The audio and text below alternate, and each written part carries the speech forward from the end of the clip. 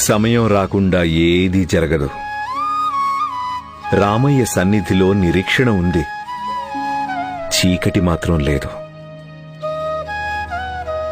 తాత్కాలికంగా లోకం కళ్ళుగప్పి అపరాధి తప్పించుకోవచ్చు, కాని అతడి పాపాలు అతణ్ణి వెంటాడ్డం మానవు. అతడి అంతరాత్మ అతణ్ణి కలవరపెడుతూ ఉంటుంది. ప్రపంచంలోని న్యాయస్థానాలన్నిటికంటే ఒక పెద్ద న్యాయస్థానం ఉంది. ఆ న్యాయస్థానాన్ని రామయ్య ఏర్పాటు చేశాడు. ఆ న్యాయస్థానానికి ఏమీ చిరునామా ఉండదు.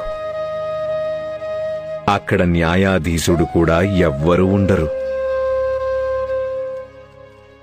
ఎవరి మనసే వారికి న్యాయస్థానం.